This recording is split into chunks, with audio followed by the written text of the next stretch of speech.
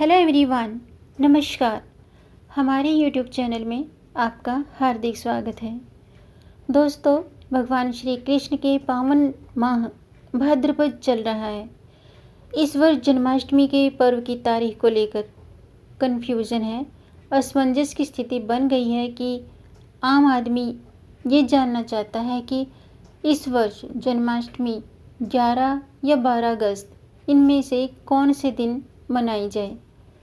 आज हम आपकी इस उलझन को सुलझाते हैं और आपको बताते हैं कि आपको किस दिन जन्माष्टमी मनाना बेहतर होगा। पूर्णिमा के बाद भादों का महीना लग गया है।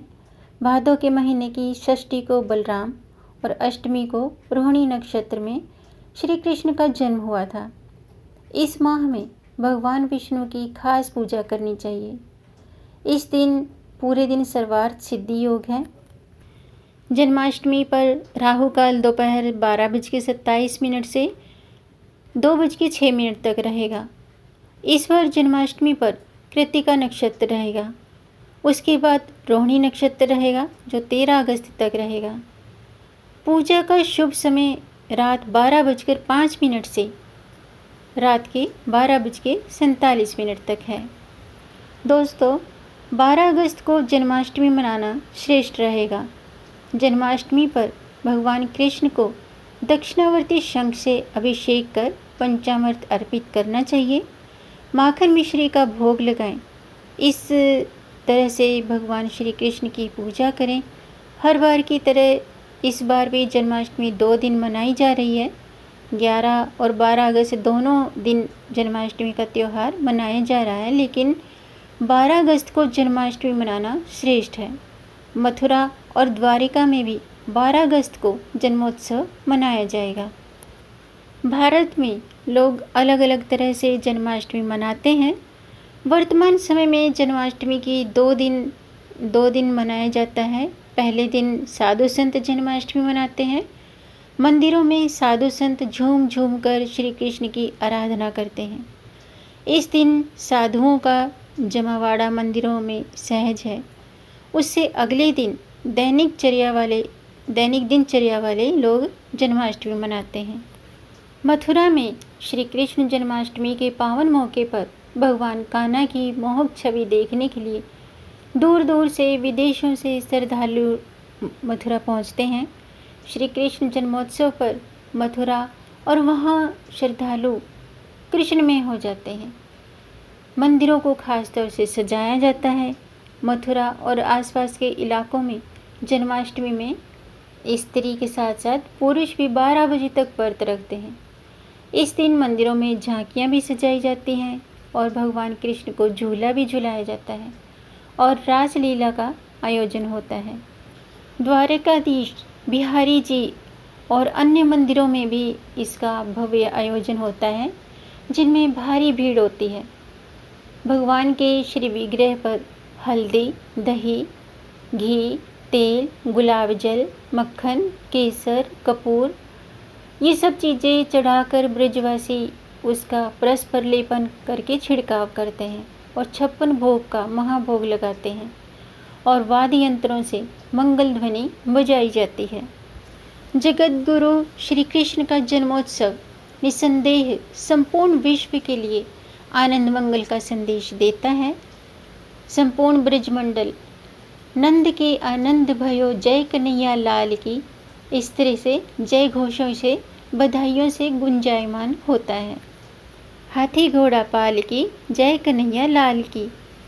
यानी कि दोस्तों, 12 अगस्त का दिन जन्माष्टमी व्रत के लिए सही माना जा रहा है। यदि आप भी व्रत रखना चाहते हैं तो आपकी व्रत की विधि के बारे में आपको पूरी जानकारी होनी चाहिए, ताकि उसमें कोई गलती ना हो और व्रत अच्छे से विधि पूर्वक संपन्न हो जाए और उसका पूरा फल प्राप्त हो। तो जन्माष्टमी के व्रत की विधि और पूजा के बारे में आपको अच्छे से पता होना चाहिए। आइए अब हम जन्माष्टमी का शुभ मुहूर्त और तिथि जानते हैं। 11 अगस्त को अष्टमी तिथि सुबह 9:06 से शुरू होगी। यह तिथि 12 अगस्त सुबह 11:16 तक रहेगी और वैष्णव जन्माष्टमी की बात करें तो 12 अगस्त को शुभ मुहूर्त बताया जा रहा है। बुधवार की रात 12:05 से 12:47 तक श्री कृष्ण की आराधना की जा सकती है और 11 अगस्त को सूर्योदय के बाद अष्टमी तिथि शुरू होगी। इस दिन यह तिथि पूरे दिन और रात में रहेगी।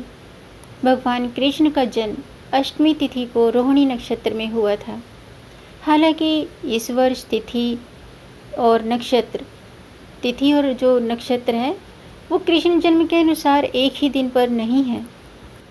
इस वर्ष भाद्रपद कृष्णाष्टमी की तिथि शुरुआत जो है वो 11 अगस्त को सुबह 9:06 से होगी और 12 अगस्त को दिन में 11:16 तक रहेगी। वहीं अगर नक्षत्र रोहिणी नक्षत्र की बात करें तो इसकी शुरुआत 13 अगस्त को 3:27 से होगी और इसका समापन 5:22 पर होगा। अब जानते हैं जन्माष्टमी व्रत पर आपको क्या करना चाहिए, कैसे करना चाहिए। जन्माष्टमी पर उपवास के दिन सुबह ब्रह्म मुहूर्त में उठकर स्नान आदि नित्य कर्मों से निवृत्त हो जाएं और यह व्रत आप फलाहार भी कर सकते हैं। इसके बाद आप हाथ में जल, फल, कुश और गंध लें और व्रत का संकल्प करें। भगवान कृष्ण के लिए झूला जरूर बनाएं और उनकी प्रतिमा को उस पर रखें। प्रतिमा को स्थापित करने से पहले बाल गोपाल को गंगा जल से स्नान कराया जाता है और नए वस्त्र भी पहनाए जाते हैं। इसके बाद उन्हें स्थापित किया जाता है। अगर आपके पास प्रतिमा नहीं है तो आप चित्र से भी पूजा कर सकते हैं। पूजा के दौरान कृष्ण भगवान जी के साथ देवकी, वासुदेव, बलराम, नंद बाबा, यशोदा और राधा जी को भी जरूर स्थापित किया जाना चाहिए और उन सब की पूजा करनी चाहिए।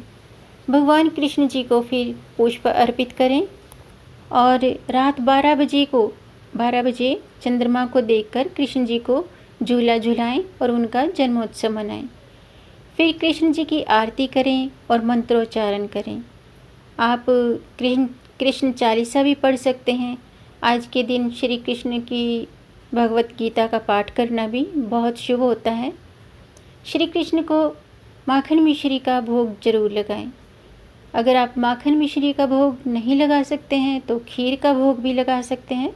खीर में आप जब भी खीर बनाएं तो खीर में चीनी की जगह मिश्री का प्रयोग करें और तुलसी दल जरूर डालें।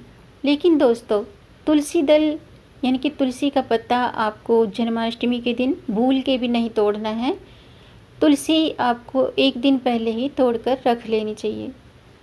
इस तरह से भगवान श्री कृष्ण को माखन मिश्री का भोग लगाएं या खीर का भोग लगाएं और फिर अंत में ये प्रसाद सभी में वितरण करें। तो दोस्तों, आज का वीडियो मैं समाप्त करती हूँ। उम्मीद है आपको ये जानकारी पसंद आई होगी। अगर आपको ये जानकारी अच्छी लगी हो तो आप इसे लाइक कर सकते हैं, आगे बढ़ा के ज़्यादा से ज़्यादा शेयर कर सकते हैं और मेरे चैनल को सब्सक्राइब कर सकते हैं ताकि आने वाली वीडियो देख सकेंगे आप सबसे पहले। और अगर आपका कोई प्रश्न है या कोई सुझाव है तो कमेंट बॉक्स में ज़रूर लिखिएगा। और वीडियो को अंत तक देखने के लिए आपका बहुत बहुत धन्यवाद। मिलेंगे नई जानकारी के साथ, तब तक आप खुश रहें, स्वस्थ रहें, अपना ख्याल रखें और अपनों का भी ख्याल रखें और प्रेम से बोलिए राधे राधे।